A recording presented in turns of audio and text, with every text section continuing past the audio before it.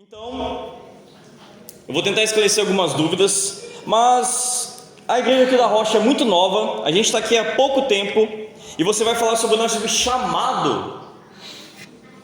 Quando Jesus ele ensinava os discípulos, ele os preparava, ele já fazia eles viverem aquilo que Deus tinha para eles. Não é assim, primeiro a gente estuda, faz teologia, vamos fazer estudo bíblico aqui, escola dominical, e depois a gente vai começar a fazer. Depois a gente vai começar a ajudar as vítimas da enchente. Depois, quando estiver preparado com uma teologia muito boa, eu vou fazer missões locais, eu vou para a periferia da cidade, eu vou ajudar as pessoas, vou para outra cidade, vou começar a evangelizar nos hospitais. Depois disso, eu posso começar. Não, o ensino bíblico não é assim. A partir do momento que você teve um encontro com Jesus Cristo, você aprende dele e já pratica.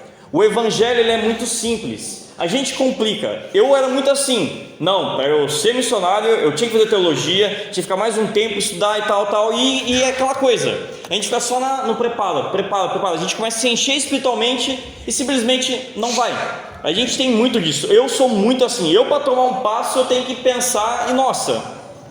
Então é bem difícil. Eu tenho muita dificuldade com isso, porque eu tenho que pensar muito. Ultimamente Deus tem tratado meu coração, não tem sido tão assim, mas é uma dificuldade muito grande para mim. Então não é vamos estudar e depois fazemos. Não, à medida que Jesus ensina, os discípulos já vivenciam.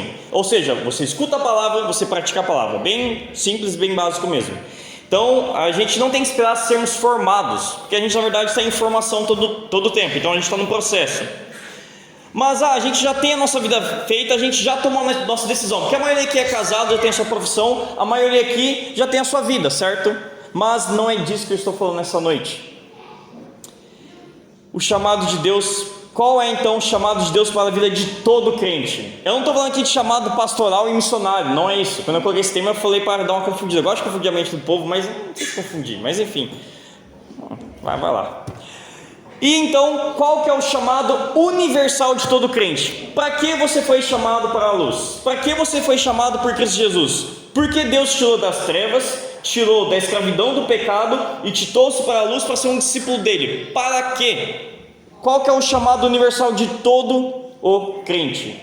Porque nem todo mundo foi chamado para ser pastor e nem todo mundo foi chamado para ser missionário. Então não se sinta culpado de que vocês não saíram aqui de Caldas Barbosa, não foram para o outro lado, para uma tribo indígena, ou seja onde for. Não se sintam culpados.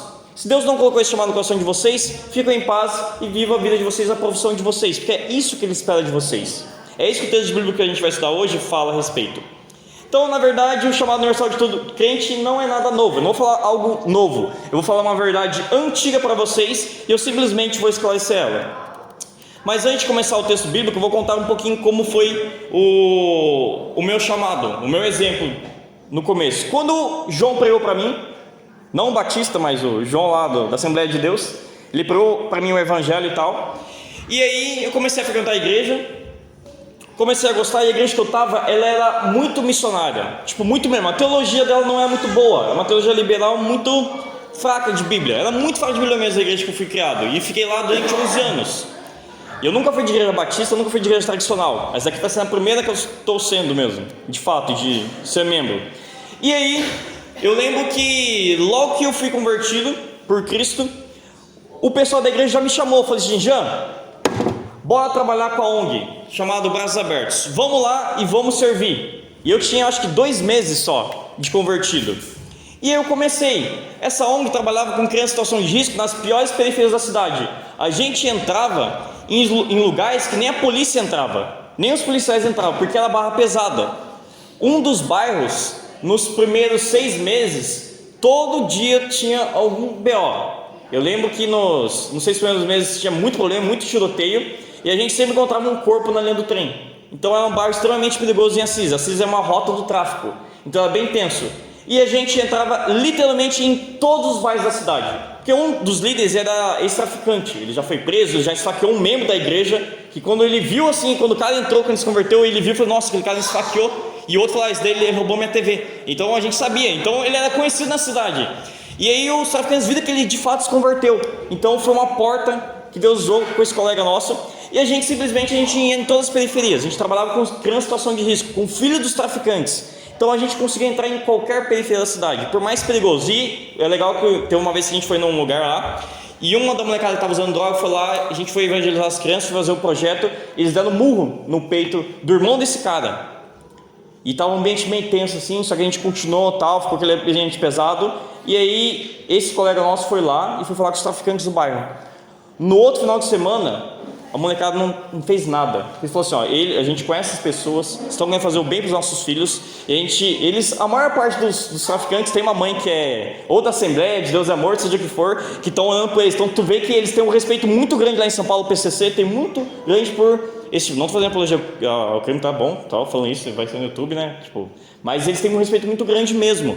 E aí a gente conseguia, e a gente começou a desenvolver esse trabalho. Então eu não precisei ter muito tempo de igreja para começar a me envolver. Eu não tinha uma boa teologia, eu não conhecia muito da Bíblia, mas logo no início Deus já me colocou. Então eu comecei a servir nessa ONG e fiquei por 11 anos servindo ela antes de ir para o seminário. Na verdade, 8 anos servindo dela e depois eu fui para o seminário. Então é assim que Deus chama. Ele pega, simplesmente você vai, aprende e já começa aí. Por isso que eu concordo quando uma pessoa já é recém-convertida, já coloca ela para servir, já coloca para fazer as coisas, não colocar em situação de liderança, pregação nem nada, mas de já se envolver. A igreja precisa disso, todos nós precisamos disso. Então eu estou acostumado com uma igreja mais ativa nesse sentido. Então foi assim que Deus me chamou. Mas antes desse chamado específico, Ele tinha um chamado bem mais claro para mim e bem mais profundo, que não exclui o outro, no caso de missão. Na verdade, missionário, mais para frente eu vou me tornar um futuro pastor. Essa é a ideia, não é que missionário é de desbravar e transcultural e tal, mas a ideia é essa. E o que eu vou falar nesse sermão, então, envolve a vida de cada um de vocês, o chamado de Deus para a vida de vocês. Então, vocês podem abrir em 1 Coríntios 7, 20.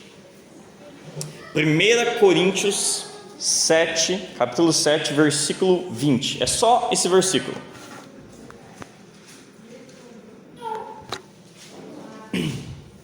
Primeira Coríntios, capítulo 7, versículo 20.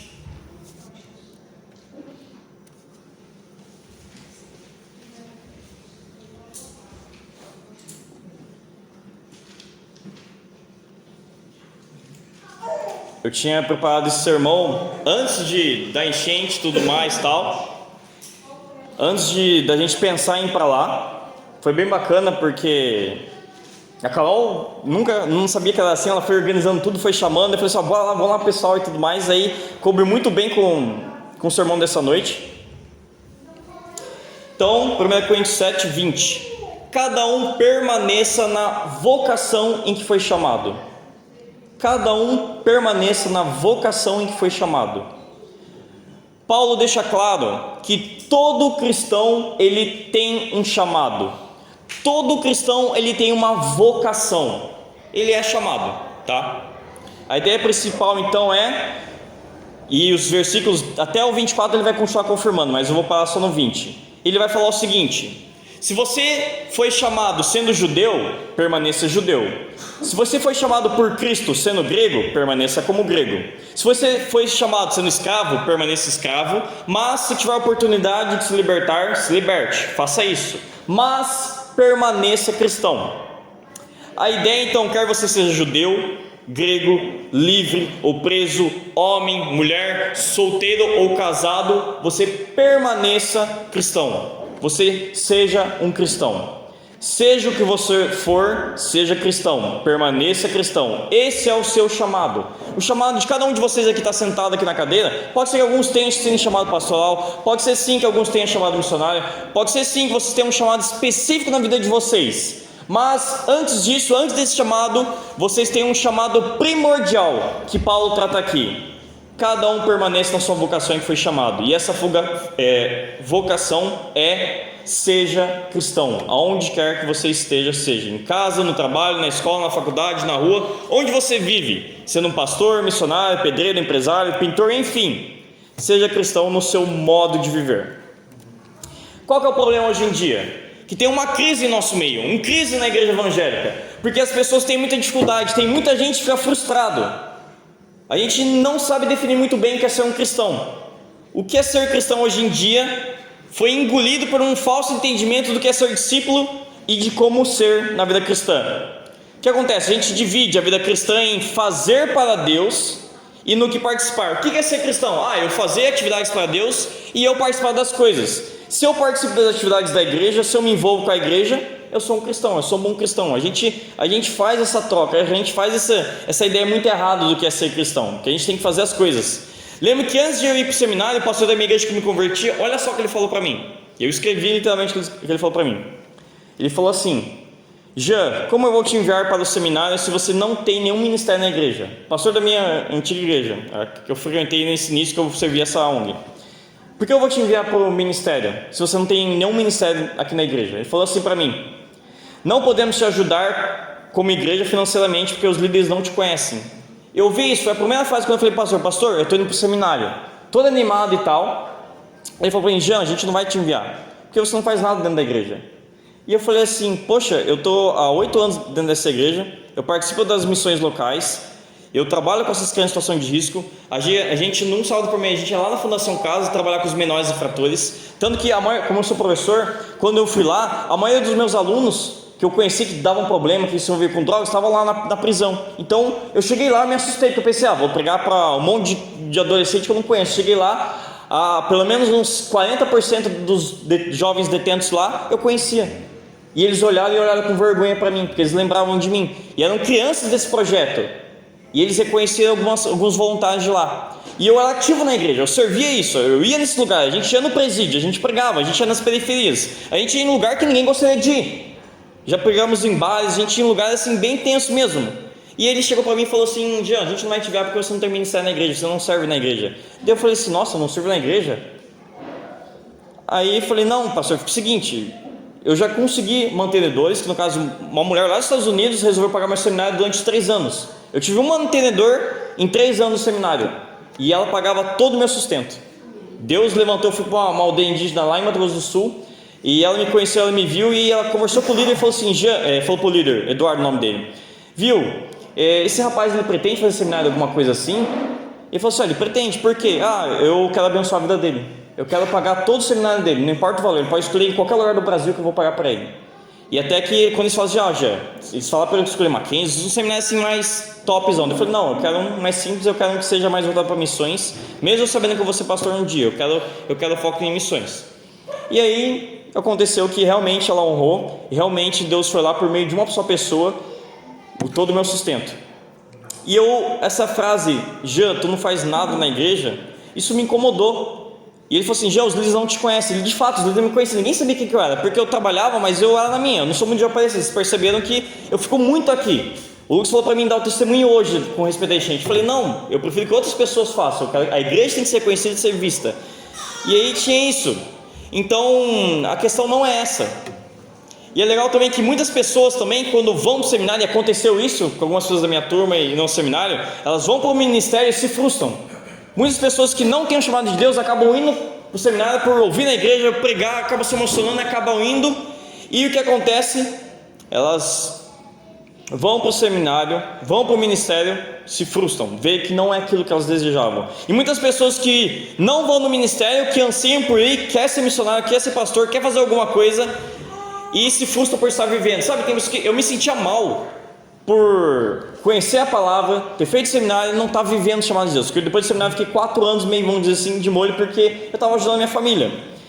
Mas tem pessoas que não têm chamado e se frustram porque não está vivendo comum. Mas a gente tem que acalmar o nosso coração e ver se de fato a gente tem ou não. O que acontece? Nós devemos viver o chamado de Deus para a nossa vida, e se Ele não nos chamou para missões, é simples: não vá. E não se sinta culpado por isso. Tem muita gente que se sente culpado por não ser missionário, não ser pastor, por não se envolver numa ação social dentro da igreja, por não pregar o evangelho de maneira intencional indo para outro país e tal, mas você não deve se sentir preocupado.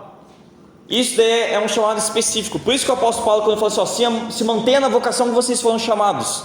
E a vocação primordial é: sejam cristãos aonde vocês estão, sejam minhas testemunhas aonde vocês estão. No seminário eu vi os professores falando, e uma coisa que é bem verdade, eles falavam assim: quer saber se você tem um chamado? Viva a sua vida, trabalhe na formação e na profissão que você escolheu. Se você se sentir realizado e é isso que você quer na sua vida, continue, simples assim. Agora, se você faz isso e você não consegue viver assim, você vê que o único jeito de viver de verdade é ser um pastor, um missionário, viver para Cristo de modo integral, mesmo com tanta perda, então vá. É isso que aconteceu comigo. Eu trabalhava na minha área, ganhava muito bem, eu era concursado, eu tinha minha casa, estava tudo tranquilo, e eu falava assim, eu olhava no espelho todo santo dia e falava, eu me sinto infeliz. Eu estava muito bem realizado financeiramente, eu não tinha dificuldade com nada, era tudo tranquilo. Mas eu olhava para aquilo e falava assim, nossa, o que eu estou fazendo na minha vida? Eu sentia eu jogando minha vida fora. E alguns amigos meus da igreja não, tinham as mesmas condições melhores e não se sentia mal. Por quê? Porque eles não tinham chamado. Eles não precisam se sentir culpados por isso. Ninguém precisa se sentir culpado por isso. Então, é isso. Se você olha e diz, não dá para viver assim, então você sabe que de fato você tem. Então não é nada de muito místico. Por exemplo, qual a minha função? Peraí, vou pular essa partezinha aqui, só para não tempo. Tá. Então, qual que é a minha função? Qual que é a função de todo crente, então? A nossa função é basicamente, simplesmente, o que a gente escuta todo santo domingo, que é viver para Cristo, onde quer que eu vá. Não se trata de participar das atividades da igreja ou fora, não é alguém sair da sua terra e pegar e começar a desbravar, começar em outras cidades, não é isso. Ter o chamado de Deus, o chamado universal, então, não é você fazer as coisas para Deus. Quando o Lucas para aqui, ou eu para aqui, ou as outras pessoas, a gente fala no GC e tal, e fala do compromisso, a gente não está falando para vocês e batendo toda hora no martelo, simplesmente para vocês virem participar do culto ou ir no GC. O nosso maior desejo a gente quer ver uma igreja comprometida, uma igreja que se envolve, uma igreja que esteja entendendo qual é o chamado. Eu passei a maior parte da minha vida cristã pensando que eu tinha que fazer coisas para Deus. Eu tinha que ajudar na ONG, eu tinha que ir na periferia, eu tinha que entregar alimento nas casas, eu tinha que fazer essas coisas, porque daí eu vou estar servindo e agradando o coração de Deus. Mas eu fazia as coisas para Deus. Não é errado. Só que a minha motivação era errada, no sentido de que, na minha cabeça, eu me sentia aliviado em fazer as coisas. Às vezes as pessoas se sentem aliviadas só no culto. Para mim, se eu for no culto, tá tranquilo, eu já fiz bati o meu cartão com Deus. Mas não é assim. A ideia não é você ser missionário, pastor, não é ser diácono, não é ser presbítero, que presbítero na verdade é a mesma coisa que pastor, não é ser recepcionista, tesoureiro, professor das crianças, não é. É ter um caráter que reflete a glória de Cristo e faz com que as pessoas te vejam como uma pessoa que tem esperança. É viver o evangelho pregado. Pensem, eu sou uma testemunha eficaz de Cristo onde eu estou. Então olha a vida de vocês. Vocês são uma testemunha de Cristo onde quer que vocês estão, tanto na igreja como fora. Então é pregar o evangelho em tempo e fora de tempo. Sabe que nós não fomos chamados para sermos evangelistas. Não sei se vocês entendem o que eu estou falando. Vocês não foram chamados para ser evangelistas. Eu não estou falando com respeito ao dom de evangelismo, mas vou explicar para vocês o que significa essa frase. Vocês não foram chamados para ser evangelistas. Eu vou explicar, senão vocês vão assustar e pensar, hoje eu estou falando para não pregar o evangelho. Eu vou explicar o que é isso. Nós não fomos chamados para sermos evangelistas, mesmo que devamos. É obrigação nossa evangelizar, mas se vocês voltarem e verem na grande comissão, tanto de Marcos, de Mateus ou de Lucas, nós somos chamados a sermos testemunhas de Cristo. Esse é o chamado e a vocação que Paulo fala em 1 Coríntios 7:20. Onde quer que nós vamos, a gente deve pregar o evangelho. Quando Jesus nos chama, o nosso chamado é a gente ser testemunha. A gente é chamado para ser cristão, a gente é chamado para ver isso. Então, ser testemunha de Cristo é o que? É ser testemunho do seu poder, de sua vida, de seu perdão, de seu amor, de sua justiça, de sua morte e ressurreição. Somos testemunhas discípulos, somos chamados para sermos discípulos. E claro, isso envolve ser evangelista, envolve pregarmos o evangelho. Mas a ideia que eu estou querendo trazer aqui, porque na verdade é impossível você ser discípulo e não pregar o evangelho. É impossível você ser testemunho de Cristo e não pregar as boas novas. O que eu quero dizer para vocês é que não é apenas ir pregar o evangelho, evangelizei o meu amigo, acabou, fiz a minha função e já era. Não é assim que funciona. Nem o evangelismo e nem ser um discípulo. A questão é de dar testemunho. Eu lembro que com a mãe da Carol e a Carol a gente sempre faz um devocional. Toda semana a gente faz devocional, a gente está fazendo o livro de João. E ela sempre vai fazendo as perguntas e tudo mais. Às vezes ela dá aquela recaída, às vezes ela entende a palavra, às vezes não. E tem um dia que eu fiquei desanimado. Eu falei assim, nossa, eu não sei se ela está entendendo ou não, mas depois Deus pegou e falou muito forte no meu coração quando eu estava fazendo meu devocional. E que não, gente, você não precisa ficar preocupado. Você prega para a pessoa parece que não entende, simplesmente continua trazendo a mensagem do Evangelho e pregando a palavra. Você não precisa necessariamente ficar evangelizando toda hora o Evangelho para a pessoa. Não, comece a ensinar a Bíblia para a pessoa, porque ela vai começando a ver a palavra de Deus, e a palavra de Deus vai fazendo o quê? Vai abrindo os olhos da pessoa. A pessoa começa a ver diferente. Eu via isso no serviço, eu evangelizava e não falava mais nada. Eu falei assim, não, vou começar a falar como eu vivo, como é a minha forma, como é o meu namoro, como que é a minha vida cristã. E eu via que as pessoas começavam a entender e começavam a compreender. Então nosso papel é esse, a gente continuar, a gente evangeliza, a gente ensina, a gente prega, mas é muito mais do que isso, a gente é ser testemunha. É pregar, continuar pregando e cultivar a boa semente. Então, eu quero deixar claro então que qual que é a nossa prioridade para aqueles que creem em Jesus. Qual é a nossa prioridade? A prioridade que Paulo ensina aqui é que a gente permaneça no nosso chamado de ser cristão. A prioridade então é o reino de Deus, é viver como um cidadão do reino aqui na terra, como um peregrino, desapegado à terra, que é uma frase que eu li em um livro, eu não lembro qual é, mas que é assim, a gente deve viver com os pés no chão, mas com a mente no céu. Você já viu aqueles... Eu tinha muita dificuldade com a igreja tradicional. Quando eu fui no seminário, vi o pessoal da igreja batistal, eles eram muito assim e tal, era diferente, porque eles usavam umas camisetas tudo igual e tal, e eu ficava olhando assim, nossa, parece escoteiro. Eu achava engraçado, porque na nossa igreja a gente não fazia isso. Então eu achava assim, que bando de mané e tal. Eu tirava sarro deles, mas não falava assim claramente para todo mundo, falava só para algumas pessoas, para os meus amigos. E aí, eu ficava assim, nossa, os caras parecem maior ETzão e tal, porque a igreja minha era mais meio liberalzona, tudo mais assim. E não é isso. A questão é da gente realmente, a gente ter noção, nossos pés estão aqui na terra e ver qual que é a necessidade da nossa comunidade, qual que é a necessidade da igreja, o que nós devemos ser. E focar com a nossa mente no alto, como a gente pode fazer isso para a glória de Deus, como que a gente pode viver aqui na terra, mas tendo a mente e o coração voltado ao céu. É isso que a gente deve fazer.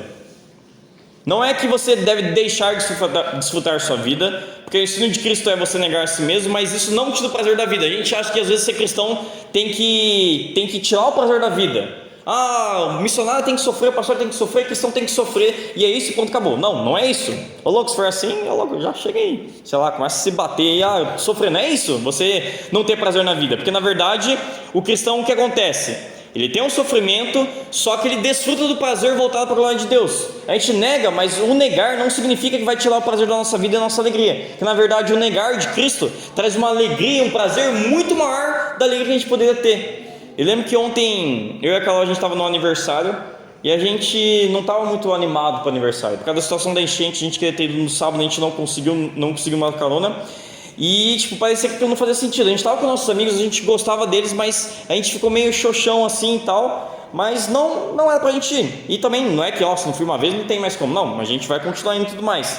Só que a gente muda quando a gente tem um coração voltado para Deus. Muda quando a gente coloca o nosso objetivo voltado para Ele.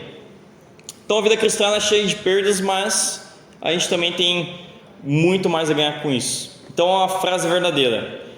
Quando acontece alguma coisa, tem aquela frase, que fala: se fosse Jesus aqui nessa situação, o que ele faria? Então o cristão deve ver assim, a recompensa. Então a gente tem que sempre pensar com respeito à eternidade. Então a grande ideia é: que tipo de igreja nós queremos ser? A igreja que eu estava antigamente, falo muito dela não porque eu gosto de comparar, mas porque eu cresci num ambiente que a teologia era ruim. Mas era engraçado, até estava comentando com o André quando estava indo para a Roca Salles, que eles eram ruins com respeito à teologia, mas eles faziam muito, vamos dizer assim, para Deus. E tinham as motivações certas, sim. Eles tinham, porque eu estava com a equipe, eu lembro, a gente ia lá, pegava o evangelho, ensinava e tudo mais e tal. E muitas vezes a gente, como igrejas tradicionais, o que a gente faz? A gente é muito acomodado, porque a gente quer o quê? Uma palavra boa, e é bom ter isso e tudo mais, só que a gente esquece de alguns propósitos da nossa vida. Então, que tipo de igreja nós queremos ser?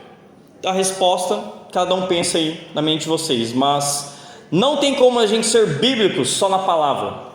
Temos que ser bíblico em nossos atos, em nossa vida no dia a dia. Não digo a respeito da gente ficar engajando socialmente, fazer tudo, começar a servir a sociedade e tal, não é isso. Digo com respeito ao testemunho que damos para os descrentes, porque as pessoas devem ver nossas obras para glorificar a Deus.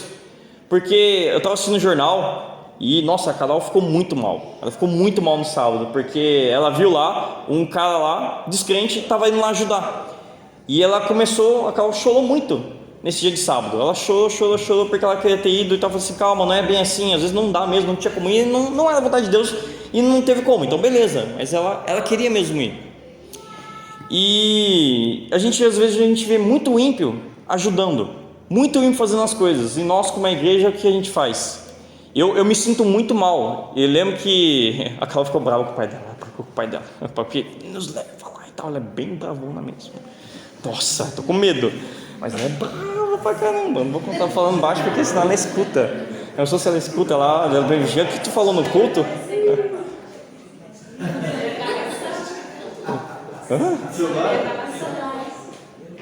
Eu vou assistir. Ela disse que vai assistir a pregação comigo por essa parte. Tá em quantos minutos? Não tem problema não, eu vou falar pra ela: amor, deu um problema no gravador, 25 minutos, ótimo, perfeito, porque ela falou que vai, como ela tá lá, mas ela é brava, e ela pegou com o pai dela e tu vai me levar e tal, levar a gente, tá falando: não, calma, não é bem assim e tal, porque a gente ficava inconformado, porque a gente via pessoas indo lá e falava assim: nossa, cara, o que a gente tá fazendo? Então isso traz um certo incômodo na gente.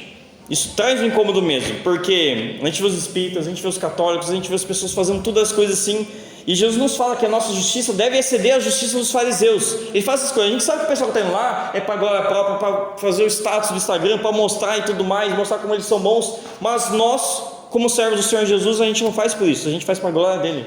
A gente faz para demonstrar não a nossa integridade, a nossa bondade, a nossa caridade, mas para mostrar que Cristo, Ele entregou sua vida por nós, e nós estamos entregando a nossa vida por eles. A gente quer mostrar isso. Então é essa a visão do cristão. Tem coisa que eu quero contar, mas eu vou deixar a Carol depois contar. É que ela contou uma parte quando ela foi na senhorinha aqui, que abraçou ela, chorou. Ela falou assim, quando perguntou de onde vocês eram. Vou contar, já estou quase contando. Foi mal, Carol. E aí ela perguntou: de onde vocês são? E falou assim: a gente é de Barbosa. E aí, beleza e tal. Daí a Carol, eu estava na casa dela, e ela falou assim pra mim, e ela começou chorando.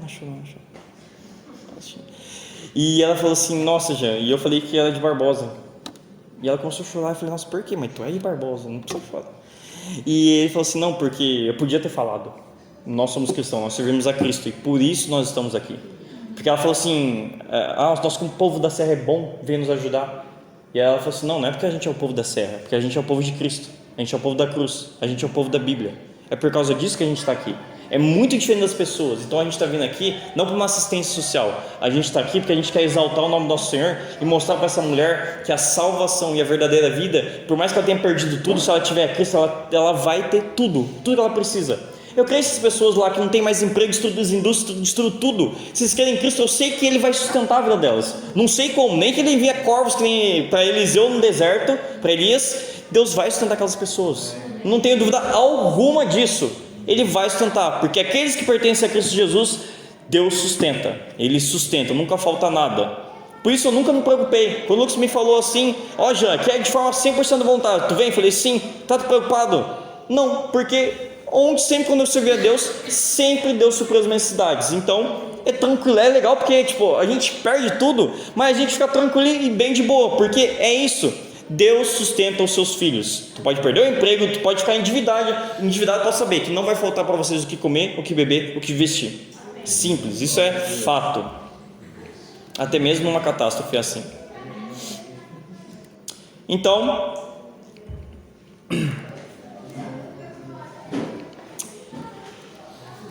sermos bíblicos então corresponde ao nosso estilo de vida e não apenas à palavra que ouvimos nos domingos. Sermos família não significa que o foco da nossa igreja serão as famílias, porque daí não seremos conforme o padrão bíblico. Porque a gente vê que a nossa igreja é só família, a maior parte é só família. Mas nas cartas de Paulo a gente vê o que? As mulheres mais velhas instruem as mais novas, os mais velhos exortam os mais novos, todos cuidam das viúvas e órfãos, a servos, pessoas de todas as idades e fases. Então a igreja não é só para casados ou família, é para todas as pessoas. Então uma igreja ela deve ser o quê? Eu estou pegando aqueles 3 pilares nossos: simples, família e bíblica. Então O padrão bíblico é o quê? É uma mistura. Nós devemos ser uma mistura, que às vezes a gente faz o quê? Todas as igrejas fazem isso, né? Não é só a Rocha, todas as igrejas fazem isso. Grupo de jovens, grupo de, sei lá, eu nunca vi, não sei se tem grupo de idosos, eu acho que não teve, que estranho, eu acho que nunca teve. Estranho falar grupo de idosos, tipo, nunca teve, eu acho. E tal, enfim, mas a gente vai lá e compartimentaliza as coisas, mas não funciona assim na igreja de Cristo, é tudo misturado, é pessoas mistas que vivem para servir a Cristo. E a igreja é simples, por quê? Não significa que ser simples é ser sem capricho ou sem excelência, é que a gente faz de modo direto, claro, conforme o padrão bíblico, sem complicar. Então o que é ser uma igreja simples? É simplificar, esclarecer qual é a nossa missão como igreja.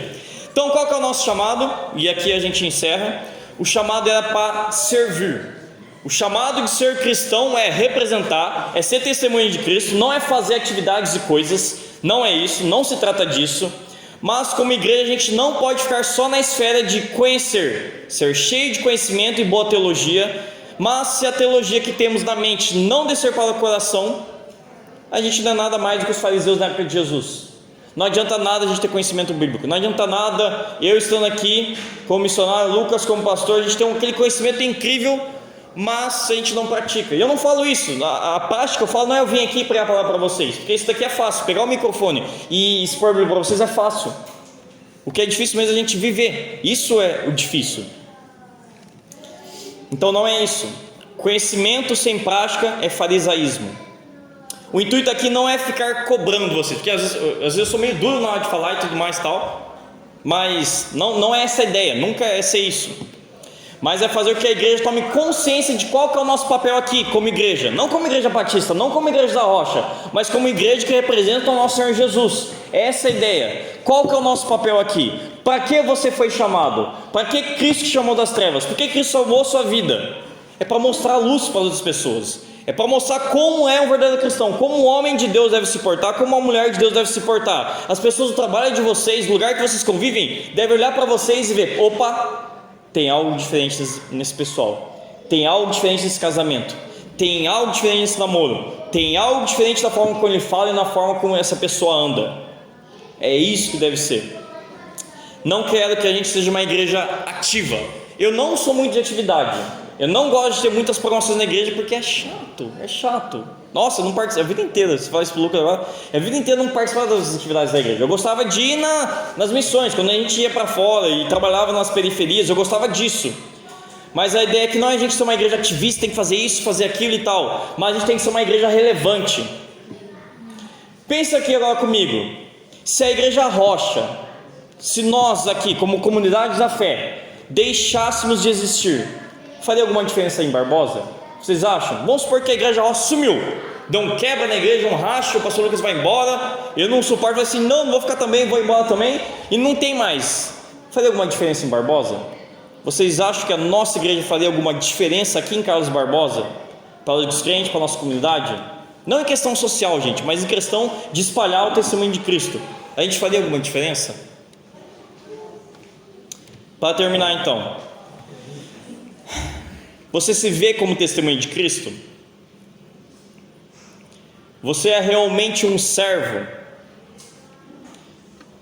O que você ouvirá naquele dia?